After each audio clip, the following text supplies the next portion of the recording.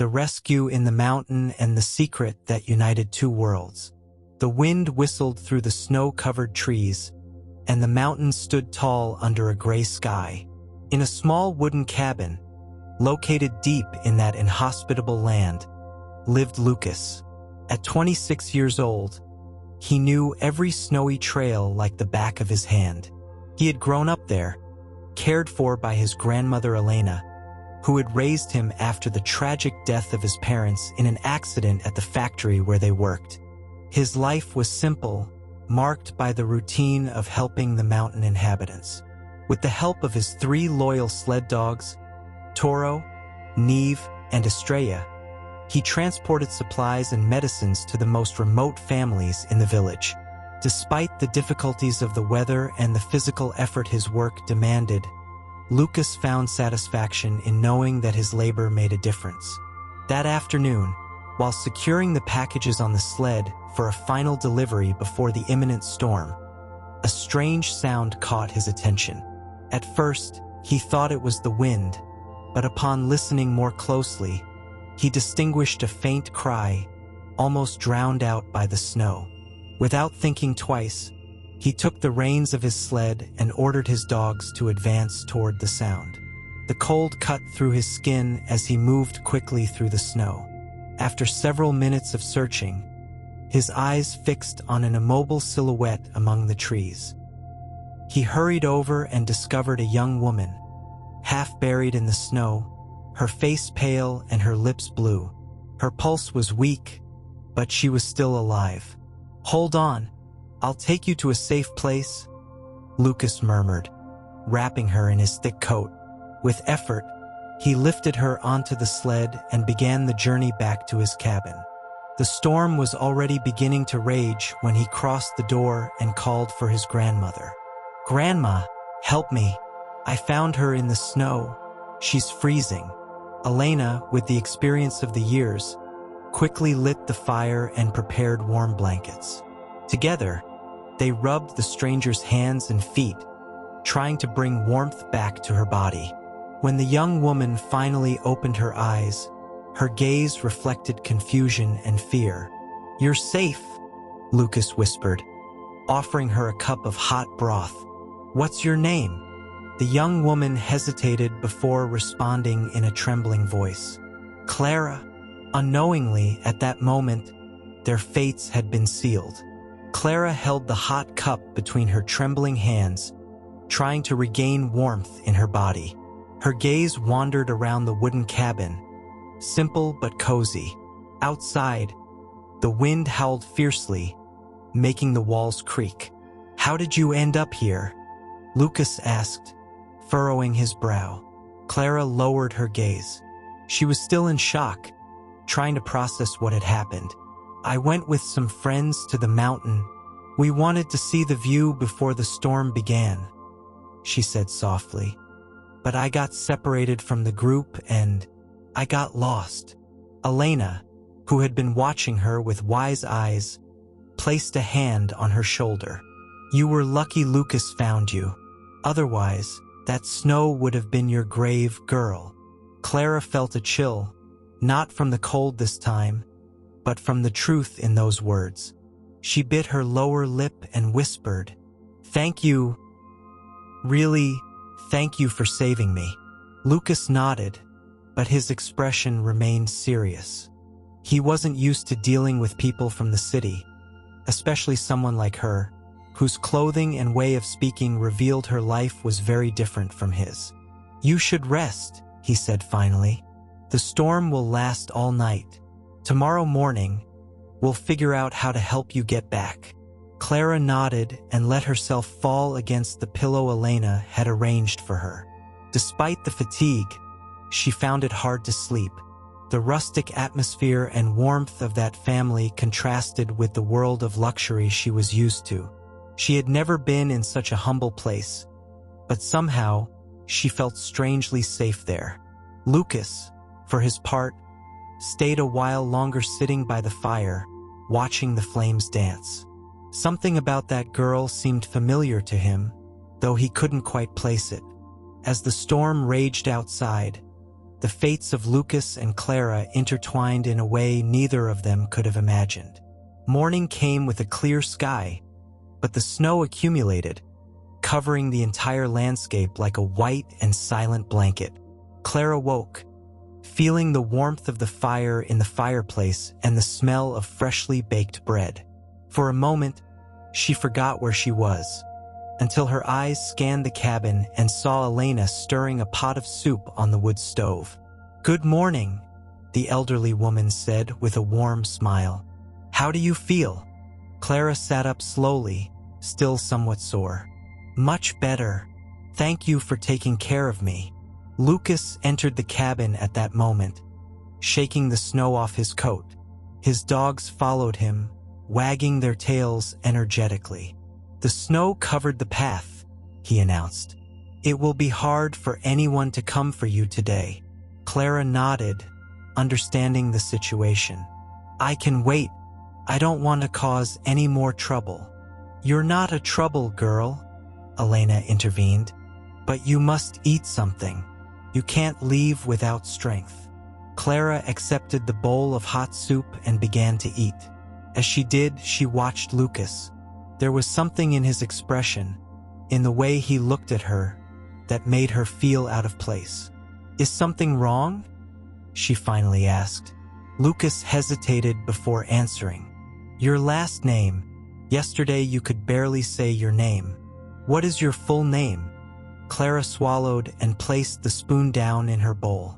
"Clara Montenegro." The silence that followed was heavy. Lucas looked away and stood up, leaving the cabin without saying a word. Clara felt a knot form in her stomach. "Did I say something wrong?" she asked Elena. The elderly woman sighed and sat in front of her. "Your father is the owner of the factory in the village, isn't he?" Clara nodded, not fully understanding. "That factory." Elena paused. "It was where Lucas' parents died." Clara's heart shrank. Suddenly, she understood why Lucas had looked at her that way. Clara's stomach twisted as she heard Elena's words. She didn't know what to say. "Lucas' parents?" she whispered, feeling a chill run down her body. Elena nodded sadly. "Years ago, when Lucas was still a child, there was an accident at your father's factory. An explosion in the boiler area. Many workers died that day, including Lucas' parents." Clara felt a sharp pain in her chest. She vaguely remembered hearing about the accident when she was little, but she never paid attention. Her father never spoke of such matters, and she never asked. I didn't know," she stammered. Elena gently took her hand. "It's not your fault, girl. But for Lucas, that loss marked his life. After that, he had to learn to survive with what little we had. The factory kept running, but the aid for the affected families was insufficient." Clara averted her gaze.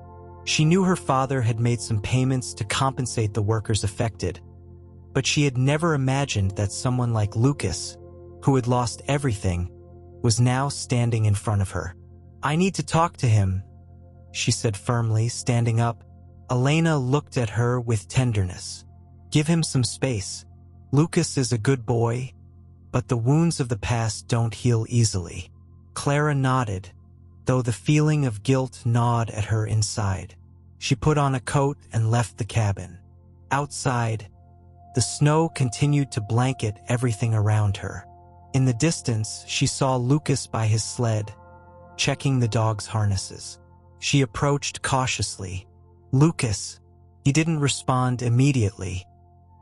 He finished adjusting the reins, and then, without looking at her, said in a tense voice, "You don't need to explain anything to me. I know who you are and where you come from." Clara felt a lump in her throat. "I didn't know what happened to your family until now." Lucas sighed, his gaze fixed on the snowy horizon. "It's not something I mention often." She lowered her head. "My father never told me the details. I just knew there was an accident." Lucas let out a bitter laugh. For him, maybe it was just that. Another accident. For me, it was the day my life changed forever. Clara felt her eyes welling up. I don't know what to say. Lucas finally looked at her. You don't have to say anything, Clara. But now you understand why this isn't easy for me. Clara nodded. The silence stretched between them as the snow gently fell around them. The silence between Clara and Lucas was thick, as dense as the snow covering the landscape. Lucas gazed at the horizon, his fists clenched. To him, Clara represented the world that had taken his parents away, but at the same time, he couldn't ignore that she wasn't to blame for what had happened. Clara took a deep breath and dared to take a step closer. I don't want you to see me just as the daughter of a powerful man, Lucas. I don't know how to repair the damage my family caused, but I want to try. Lucas clenched his jaw. You can't change the past, Clara. I know, she whispered, but I want to help in any way I can. Lucas sighed and ran a hand through his dark hair, tangled by the wind. He looked at Clara with a mix of exhaustion and resignation. Why? Because it's the right thing to do, she replied sincerely. Lucas studied her for a few more seconds, then finally nodded with a slight gesture of his head. He didn't say anything else, but his gaze reflected that, although the wound was still open, perhaps it wasn't impossible to heal.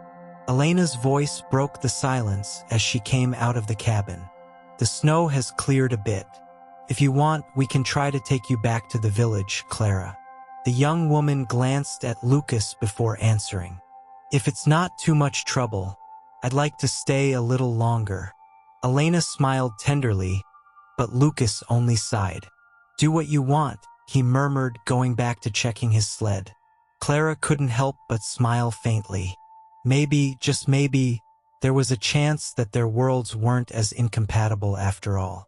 The days passed slowly at Lucas and Elena's cabin.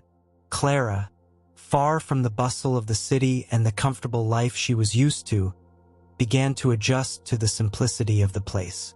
She helped Elena in the kitchen, learned how to chop wood, and even accompanied Lucas on some short sled trips. At first, Lucas remained distant, but little by little, he started to let his guard down. He couldn't deny that Clara was making an effort, that she didn't complain, and that despite her background, she didn't seem to look down on the humble life he led.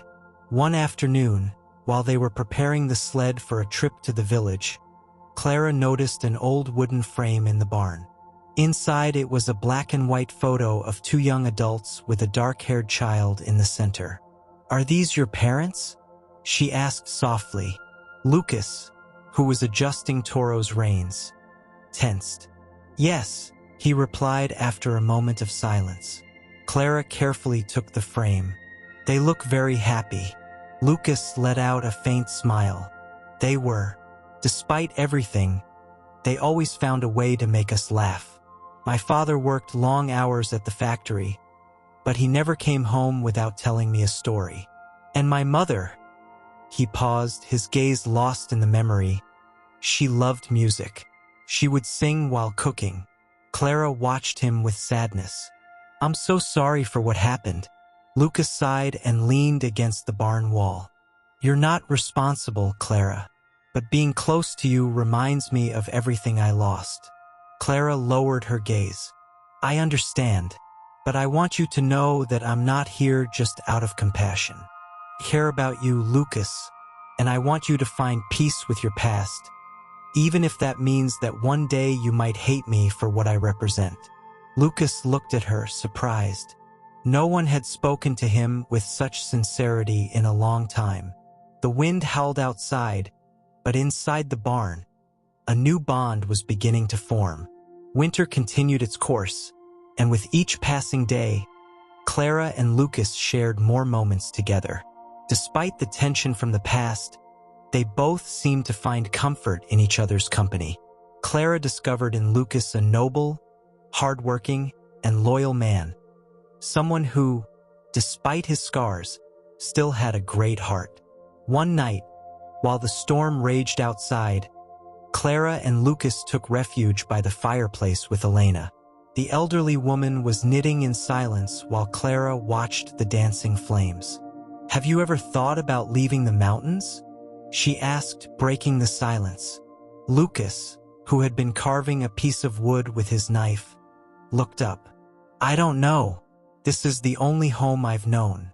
"You could have more opportunities in the city," Clara insisted. "A stable job, an easier life." Lucas smiled bitterly. "And you think I would fit in that world?" Clara looked at him seriously. "I think you could do whatever you wanted if you set your mind to it." Lucas fell silent. The idea of leaving the mountain had never been an option for him, but for the first time in years, he felt that maybe there was something beyond the snow and sleds. Elena, who had been listening in silence, finally spoke. "Sometimes, destiny leads us down paths we never imagined, but what matters is following the call of the heart." Lucas looked at his grandmother and then at Clara. "And what's yours?" he asked. Clara smiled, feeling her heart beat strongly. "I'm still discovering it." The fire crackled gently in the hearth, illuminating the faces of the tree. Outside, the storm howled fiercely, but inside the cabin, a warm hope began to grow. The days passed, and although the snow continued to blanket the mountains, Clara felt something inside her changing. She was no longer the same young woman who had arrived at the cabin lost and had. Now, she saw life with new eyes, with a purpose she still didn't fully understand. One day, while Lucas was preparing his sled to take supplies to a nearby family, Clara decided to accompany him. The journey was hard, but by their side were Toro, Nieve, and Estrella, the loyal dogs who knew every corner of the mountain. When they arrived at their destination, Clara was surprised by the humility of the houses and the warmth of the people. An elderly woman took her hands gratefully. "Thank you for helping Lucas, dear. He's been our angel in the mountain." Clara looked at Lucas, who shrugged modestly. "I'm just doing what I can." But to Clara, that was more than just what I could. It was an act of selfless kindness, something she had rarely seen in her world. On the way back to the cabin, as the snow gently fell, Clara made a decision. "Lucas, I want to help you." "Eras tan Hebrew." "Help me? How?" "I want to improve the conditions of this community. It's not fair that such hard-working people have to live with so little. My family has the resources to make a difference." Lucas stopped the sled and looked at her seriously. "Clara, I don't want charity." "It's not charity," she said firmly. "It's justice. It's what should have been done years ago." Lucas looked at her silently for a moment, then nodded slightly. "If you really want to do this, then let's do it together." Clara smiled. For the first time in a long while, Lucas felt that his world and hers were no longer so different. As the days passed, Clara began to make arrangements to bring help to the community. Through contacts in the city, she organized the shipment of materials to improve homes and supplies for the families that needed them most. At first, Lucas was reluctant to accept so much help, but when he saw the positive impact on his people, he understood that this wasn't an act of pity but a way of correcting the past. One afternoon, while Lucas and Clara were working together to repair the roof of a house, a man arrived with a letter in his hand. "It's for you, Clara," he said, handing her the envelope. Clara took it and, seeing the sender, her face tensed. It was from her father. She stepped aside, her heart pounding, broke the seal, and read silently. Lucas noticed her expression change, first surprise, then concern. "Is everything okay?" he asked. Clara folded the letter and looked at him seriously. "My father wants me to return to the city. Es easy being here to long and it's time to take my place in the family business. Lucas felt a knot in his stomach but tried to hide it.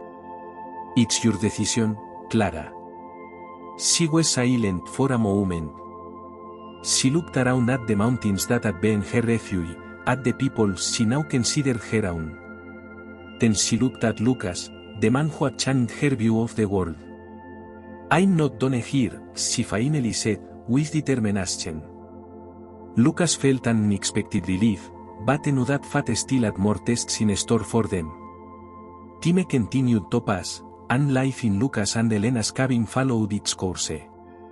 Clara, despite the letter from her father, decided to stay. Alongside Lucas, they helped transform the mountain community, ensuring that families had what they needed to survive the winter.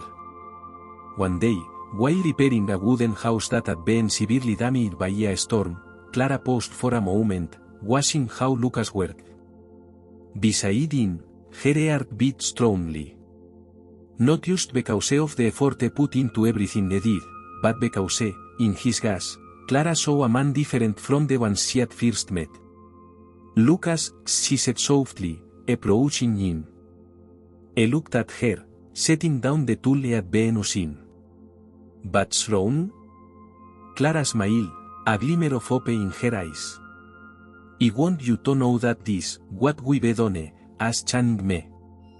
And not just because you've shown me a simpler way of life, but because you've taught me something more important. Lucas raised an eyebrow, curious. What's that? Clara took a step closer to him.